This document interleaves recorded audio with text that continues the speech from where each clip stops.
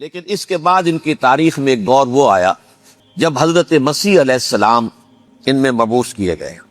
یہ 1400 سالہ تاریخ کا کلائمیکس ہے یہود کی۔ جب کتاب انہیں دی گئی تھی تورات حضرت موسیٰ کے ذریعے، وہ 1400 قبل مسیح کا واقعہ ہے۔ اس وقت سے لے کر اللہ کا وہ فضل ان پر ہوا کہ کوئی ایک لمحہ ایسا نہیں آیا 1400 برس میں کہ ان کے ہاں کوئی نہ کوئی نبی موجود نہ۔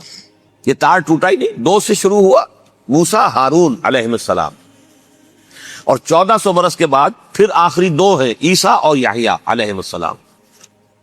یوں سمجھ لیجئے، اور اس کے درمیان یہ تار ہے، اور اس تار میں کوئی ایک لمحہ ایسا نہیں آیا کہ کوئی نبی موجود ہو۔ اس میں اتار چڑھاؤ بہت سے آئے ہیں، اس کا وہ میرا موضوع نہیں ہے۔ اس وقت قبل مسیح کی تاریخ جو ہے وہ میرا موضوع نہیں ہے۔ قرآن مجید میں سورہ بنی اسرائیل کے پہلے رکوع میں اس کا تذکرہ موجود ہے۔ وَقَضَيْنَا إِلَىٰ بَنِي إِسْرَائِيلَ فِي الْكِتَابِ لَتُفْسِدُنَّ فِي الْأَرْضِ مَرَّتَيْنِ وَلَتَعْلُنَّ عُلُوًّا كَبِيرًا۔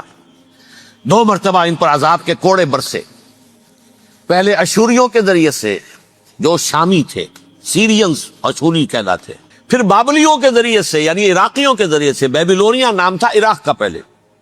ان پر بہت بڑی بڑی تباہیاں آئیں، اللہ تعالیٰ کی طرف سے عذاب آئے۔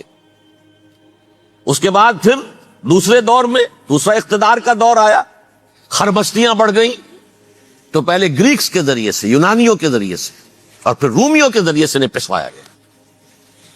یہ دور گزر چکے تھے ان پر، 2 عروج کے دور اور 2 زوال کے دور۔ بڑی چھوٹی سی کتاب ہے، تنظیم اسلامی کا تاریخی پس منظر، 6-7 روپے کی ہوگی۔ اس کو آپ دیکھیں گے تو اس میں اس کا پورا نقشہ آپ کو مل جائے گا۔ ویسے تو یہ کہ میری جو ذرا بڑی کتاب ہے، سابقہ اور موجودہ مسلمان امتوں کا ماضی، حال اور مستقبل، اس میں میں نے ان معاملات پر بڑی تفصیل سے بحث کی۔ بہرحال یہ جو دور تھا ان کا 1400 سالہ، وہ اونچ نیچ سے ہوتا ہوا جب آیا ہے حضرت مسیح کی بعثت پر، تو ان کی شرارت کی انتہا یہ ہو گئی کہ اللہ تعالیٰ نے مسیح کو رسول بنا کر بھیجا، رسولاً الی بنی اسرائیل۔ حضرت موسیٰ اور حضرت عیسیٰ کے درمیان رسول کوئی نہیں ہے، سب نبی ہے۔ حضرت موسیٰ رسول تھے اور حضرت عیسیٰ رسول ہے۔ درمیان میں داؤد ہو، سلیمان ہو، یشعیاہ ہو، زکریا ہو، یہ سب نبی ہے۔ یحییٰ نبی ہے، رسول نہیں، لہذا وہ شہید کر دیے گئے۔ رسول شہید نہیں ہو سکتا، قتل نہیں ہو سکتا۔ لیکن عیسیٰ اور موسیٰ کے درمیان 1400 برس ان کے جو ہیں، اس کا کلائمیکس ہے حضرت مسیح علیہ السلام کی بعثت، اور حضرت مسیح علیہ السلام کو جسے اللہ نے اپنی روح قرار دیا، روح منہ، کلمتہ القاہا الی مریم، اللہ کا کلمہ، عظیم ترین معجزات۔ انہوں نے کیا کہا؟ یہ ولد الزنا ہے، حرام زادہ ہے، معاذ اللہ، نقل کفر نہ باشد، یہ جادوگر ہے، یہ مرتد ہے، یہ واجب القتل ہے۔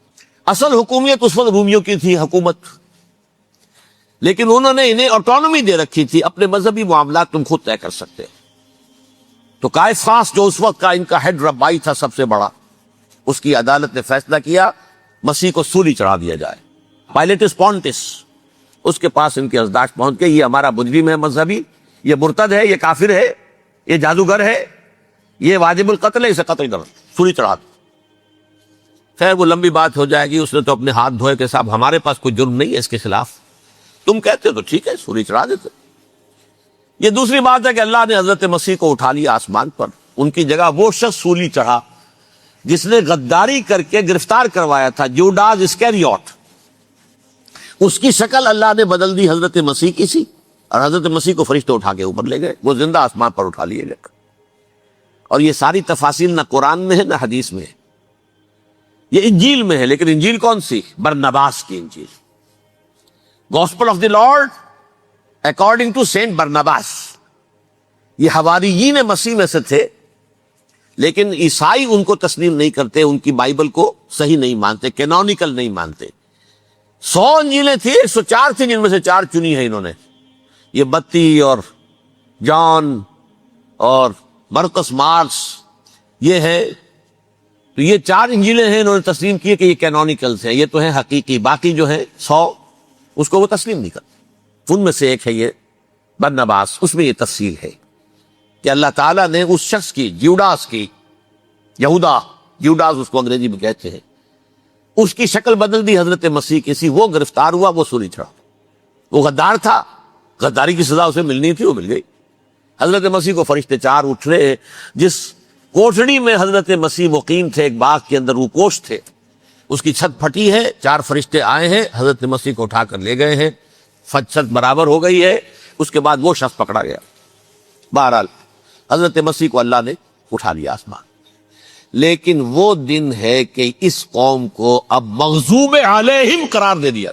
نوٹ کر لیجئے، اصل میں تو ہونا یہ چاہیے تھا کہ رسول کی جان کے در پہ جب کوئی امت ہو جاتی تھی تو اللہ کا قاعدہ یہ تھا کہ اس امت کو نسیہ منسیہ کر دیا۔ حضرت نوح کی قوم کو ختم کیا یا نہیں؟ حضرت ہود کی نگاہوں کے سامنے قوم عاد برباد کی گئی یا نہیں؟ حضرت صالح کی نگاہوں کے سامنے قوم سمود برباد ہوئی، یہ اللہ کا قاعدہ رہا۔ سدوم اور عمورہ کی بستیاں حضرت لوط علیہ السلام جہاں بھیجے گئے، مدین کا علاقہ جہاں حضرت شعیب بھیجے گئے، اہل فرعون جن کی طرف موسیٰ کو بھیجا گیا، سب ہلاک کر دیے گئے۔ کیونکہ رسولوں کے بارے میں اللہ کا عذاب، نبیوں کے بارے میں یہ بات نہیں ہے۔ نبی آیا، اس نے دعوت دی، جس نے مان لیا اچھا کیا، اپنے لیے اچھا کیا، نہیں مانا اس کی اپنی جو ہے آپت برباد ہو گئی۔ دنیا میں کوئی فیصلہ اس کا نہیں ہوتا، لیکن رسولوں کا معاملہ یہ ہوتا ہے کہ دنیا میں وہ اللہ کی عدالت بن کر آتے ہیں۔ مانو گے تو بچو گے، نہیں مانو گے ہلاک کر دو۔ تو اس اعتبار سے وہ مستحق تو ہو چکے تھے اس کے کہ انہیں ہلاک کر دیا جائے۔ اب اللہ کی کوئی خصوصی مشیت ہے، اس میں کیا حکمت ہے، وہ ہے ایک حکمت میں بعد میں اگر وقت ہوا تو بتاؤں گا۔ فیصلہ یہ کیا اللہ نے کہ حضرت مسیح کو تو اٹھا لیا زندہ، اور ان کی رسی ابھی مزید دراز کر دی، کہ ان کو ابھی مہلت دے دی کہ تمہیں آخری استیصال، جس کو عذاب اکبر کہتا ہے قرآن، سورہ سجدہ جو حضور ہر جمعے کی پہلی رکعت میں فجر میں پڑھتے تھے، وَلَنُذِيقَنَّهُم مِّنَ الْعَذَابِ الْأَدْنَىٰ دُونَ الْعَذَابِ الْأَكْبَرِ لَعَلَّهُمْ يَرْجِعُونَ۔ چھوٹے چھوٹے عذاب اور ایک بڑا عذاب، جبکہ قوم بالکل برباد، نسیم منسیہ، کأن لم یغنوا فیہا، ایسے ہو جائیں جیسے کوئی تھے ہی نہیں آبادیاں۔ لا یرا الا مساکنہم، اب ان کے مسکن نظر آتے، مکین نظر نہیں آتے۔ یہ عذاب اکبر جو ہے وہ ان پر نہیں آیا، حالانکہ وہ مستحق ہو گئے تھے اسی وقت۔ اس کو یوں سمجھیے کہ کسی شخص کو پھانسی کا حکم تو ہو جائے، ایگزیکیوشن نہیں ہوئی، ہوتا ہے کئی سال گزر جاتے ہیں پڑے ہوئے، اور معاملات جو ہیں وہ چلتے رہتے ہیں۔ یہ معاملہ ہوا اس کے ساتھ، ورنہ یہ مستحق ہو چکے تھے آخری بربادی تباہی کے، عذاب استیصال، جڑ سے کاٹ دینے والا عذاب، وہ آ سکتا تھا ان پر اسی وقت، لیکن اللہ نے ان کی مہلت دراز کی ہے۔ لیکن اس کے بعد اللہ نے ان کو ایک اور موقع دیا۔ 600 برس بعد حضرت مسیح کے محمد الرسول اللہ صلی اللہ علیہ وسلم کی بعثت ہوئی،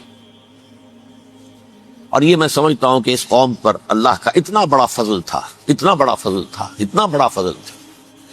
اب پھر ایک موقع دیا، عسیٰ ربکم ان یرحمکم وان عدتم عدنا۔ دیکھو اب بھی تمہیں ہم ایک موقع دے رہے، تمہارا رب تمہارے اوپر اب بھی فضل کرنے کو تیار ہے، رحم فرمانے کو تیار ہے۔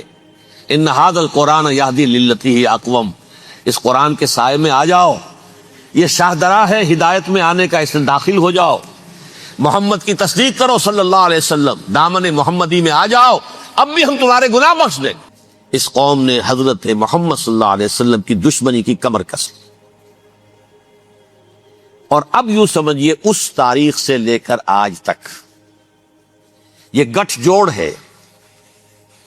ظاہر بات ہے کہ ابلیس کا بھی اصل دشمن اب کون ہے، یا ہدف کون ہے، ٹارگٹ کون ہے؟ جنہوں نے محمد کو نہیں مانا صلی اللہ، وہ تو ہے ہی جہنمی، ان پر کوئی اور محنت کرنے کی ضرورت کیا ہے؟ سمجھ گئے میری بات؟ حضور کی بعثت کے بعد جنہیں حضور کو رد کر دیا، ان پر ایمان نہیں لائے، وہ کون ہے؟ کافر، وہ جہنمی ہے ہی ہے۔ لہذا اس کے اوپر کوئی محنت صرف کرنے کی ابلیس کو ضرورت نہیں، اس کا اصل ٹارگٹ امت محمد ہے صلی اللہ علیہ وسلم۔ وہ ساری نوع انسانی کی دشمنی اب آ کر مرکوز ہو گئی ہے امت محمد صلی اللہ علیہ وسلم کی دشمنی پر۔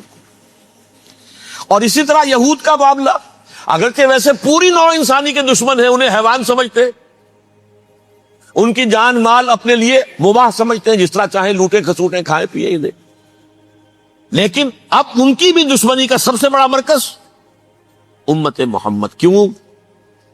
وہی تکبر اور حسد، وہی بیماری ہے۔